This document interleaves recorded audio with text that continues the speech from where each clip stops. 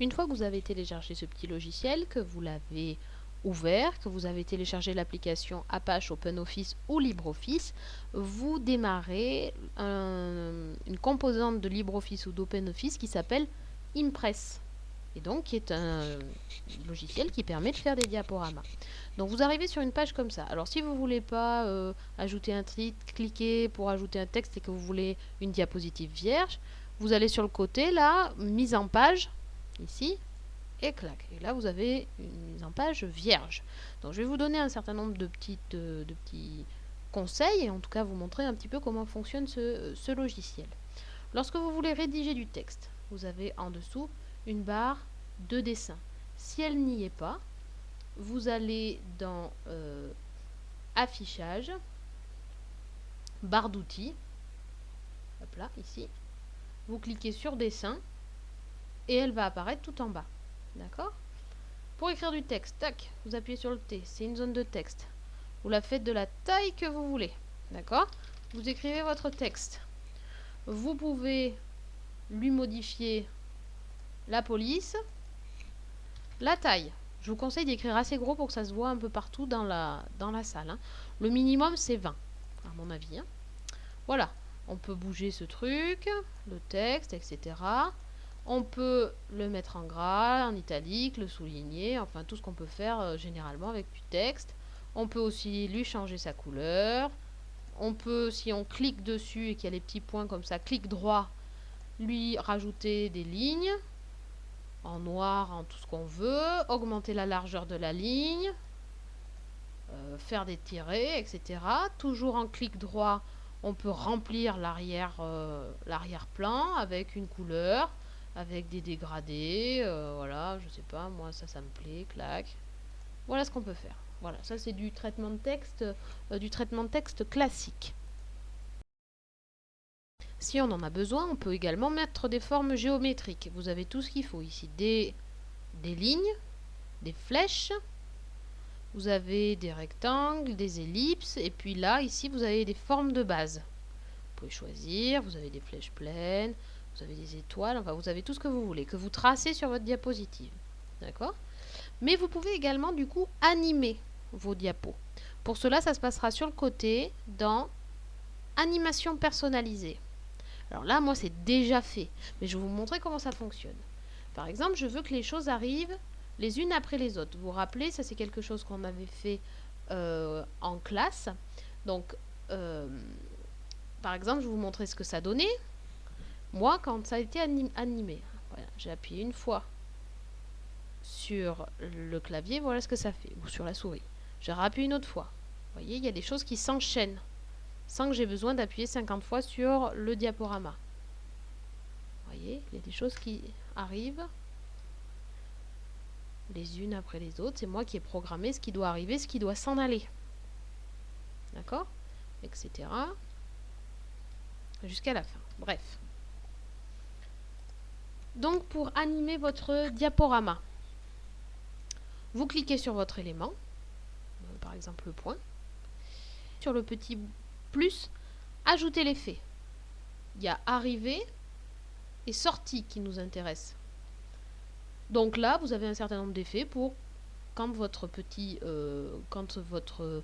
votre élément va arriver sur votre diapositive au moment où vous cliquez. Donc moi j'avais choisi balayer. Voilà, ça fait comme ça. Ok. Il s'est mis, je sais pas où il s'est mis. Bon bref, peu importe. Il est là, il est resté là. D'accord. Cet élément, on peut aussi vouloir qu'il sorte. Donc ajouter l'effet, sortie, et on lui met une sortie quelconque. Ok. Et puis après, on peut vouloir que ces éléments s'enchaînent les uns après les autres. Alors bien sûr, pardon, juste avant, on peut déplacer les éléments les uns avec les uns par rapport aux autres avec les petites flèches de déplacement. Je peux monter celui-là ou descendre celui-là. Hein, bien sûr, il n'y a pas de, c'est pas compliqué à faire. Puis donc je disais, on peut aussi vouloir les animer les uns par rapport aux autres, par rapport aux clics qu'on veut mettre. Par exemple, ma forme ronde là, j'aimerais qu'elle arrive juste après, qu'est-ce que c'était ça? Voilà. J'aimerais qu'elle arrive tout de suite après mon trait sans que j'ai besoin de faire quoi que ce soit. Eh bien, on clique sur début après le précédent. Et ça arrivera après le précédent. Si j'avais cliqué sur avec le précédent, ça serait arrivé en même temps que le trait. Voilà. Hein. Donc comme ça, vous avez les... Si je clique au clic, eh ben, ça se fera quand je cliquerai dessus. Donc vous animez un peu comme bon vous semble. Hein. Vous avez des directions, vous avez des vitesses, vous pouvez faire plusieurs diapositives et qu'on veut que ces dernières s'enchaînent sans qu'on ait besoin de cliquer.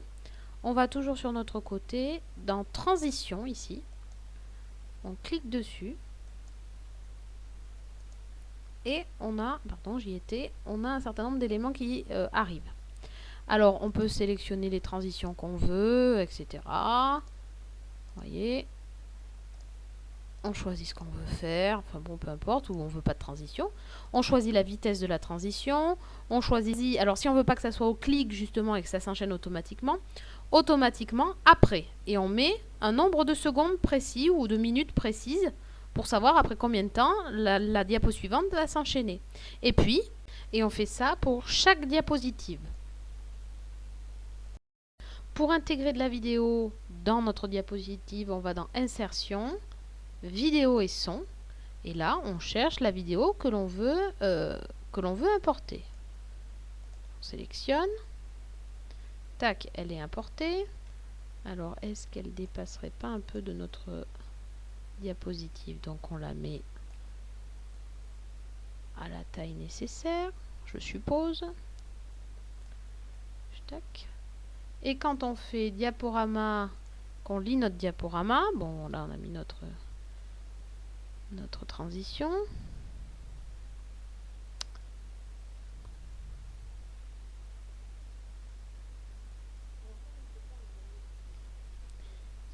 Ça fonctionne tout seul. Oui. Alors pour mettre de la musique ou un son sur votre diaporama qui va être essentiellement constitué de photos et de texte, peut-être une vidéo, mais essentiellement de photos et de texte pour le rendre vivant, eh bien on peut donc effectivement ajouter des sons ou des musiques. Pour cela, il vous suffit de sélectionner les diapositives sur lesquelles vous voulez qu'il y ait du son et de la musique. Vous allez dans Transition, bon j'y suis, vous choisissez Son. Bon, là, c'est autre son. Vous choisissez un son dans votre base dans votre ordinateur ou dans ce que vous avez. Tac, ouvrir. Et c'est tout. Alors, si vous ne voulez pas que votre son reparte au début à chaque fois, donc vous prenez votre diapositive, celle sur laquelle vous voulez que le son démarre.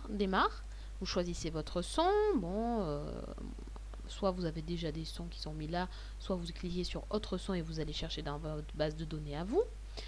Vous cliquez en boucle jusqu'au son suivant, donc la musique ne s'arrêtera qu'à partir du moment où il y aura un autre son qui aura été commandé sur une autre diapositive, mais ça veut dire que si la musique termine avant la fin du diaporama, elle recommencera, tant que vous n'avez pas dit d'arrêter.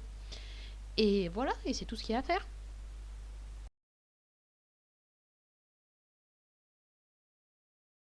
Pour télécharger une vidéo YouTube, vous pouvez utiliser un petit logiciel ou un petit site.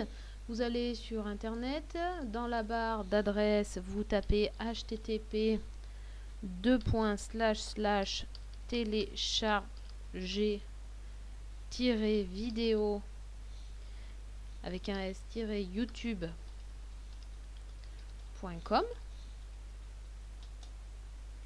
Voilà.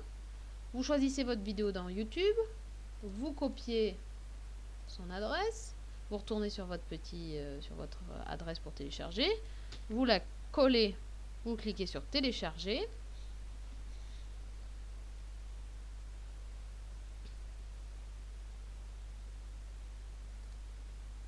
Et la qualité de votre vidéo, j'en sais rien, meilleure qualité, sélectionnez. Et voilà, ça télécharge. Pour télécharger des musiques libres de droit pour mettre sur votre diaporama, vous pouvez aller sur le site auboutdufil toutattaché.com. Donc vous arrivez là, vous choisissez des musiques, moi je sais pas, moi celtique, j'en sais rien. Celle-là vous plaît bien, vous l'avez écoutée 2 minutes, vous trouvez que c'est plutôt sympa. Voilà, c'est tout à fait ce que vous voulez montrer. Clac, télécharger. télécharger. La musique commence. Donc là, deux choix. Enfin, je vais mettre pause, 2 minutes. Soit vous retournez sur le petit site dont je vous ai parlé, vous retournez sur le site dont je vous ai parlé, vous collez l'adresse, vous téléchargez, donc là c'est une pub qui s'ouvre forcément, vous choisissez votre truc, là vous sélectionnez, ça télécharge. Soit vous avez Mozilla Firefox et vous avez le petit module qui s'appelle Download Helper et vous cliquez dessus et ça télécharge votre musique, c'est tout.